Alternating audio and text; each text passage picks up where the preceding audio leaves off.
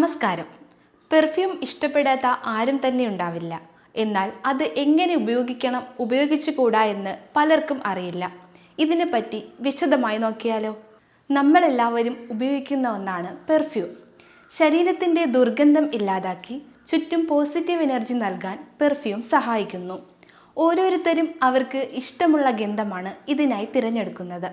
എന്നാൽ പെർഫ്യൂമിൻ്റെ അമിത ഉപയോഗം ചർമ്മത്തിന് അത്ര നല്ലതല്ല എന്ന കാര്യം പലരും അറിയുന്നില്ല. ചിലർ ശരീരം മുഴുവൻ പെർഫ്യൂം അടിക്കുന്നു. മറ്റു ചിലർ വസ്ത്രങ്ങളിലാണ് പെർഫ്യൂം അടിക്കുന്നത്. ശരിക്കും ശരീരത്തിൻ്റെ ഏത് ഭാഗത്താണ് പെർഫ്യൂം അടിക്കേണ്ടതെന്ന് മിക്ക ആളുകൾക്കും അറിയില്ല. കൈത്തണ്ടയിലും കഴുത്തിലും നെഞ്ചിലും വേണം പെർഫ്യൂം അടിക്കാൻ. ഇനി എവിടെയൊക്കെയാണ് ഇത് ഉപയോഗിക്കാൻ പാടില്ലാത്തതെന്ന് നോക്കാം. മുഖത്തോ കണ്ണിന് ചുറ്റുമോ ഒരിക്കലും പെർഫ്യൂം അടിക്കരുത്. ഇത് ചർമ്മത്തിന് വളരെ ദോഷമാണ്. പ്രത്യേകിച്ച് കണ്ണിന് ചുറ്റുമുള്ള ചർമ്മം വളരെ സെൻസിറ്റീവാണെന്ന് ഓർക്കുക.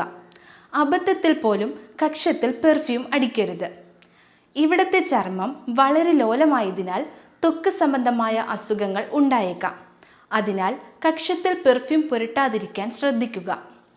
പലരും ചെവിയുടെ പുറകിൽ പെർഫ്യൂം അടിക്കുന്നു. എന്നാൽ അത് വളരെ തെറ്റാണ്. ഒരിക്കലും ചെവിയുടെ പുറകിൽ അടിക്കരുത്. പല രാസവസ്തുക്കളും ചേർന്നവയാണ് പെർഫ്യൂം. ഇത് ചർമ്മത്തിന് ദോഷമാണ്. പെർഫ്യൂം കൈത്തണ്ടയിൽ സ്പ്രേ ചെയ്ത ശേഷം തടവുന്നത് നിർത്തുക. അങ്ങനെ ചെയ്യുന്നത് പെർഫ്യൂം സുഗന്ധം ചെറിയ രീതിയിൽ മാറാൻ കാരണമാകുന്നു.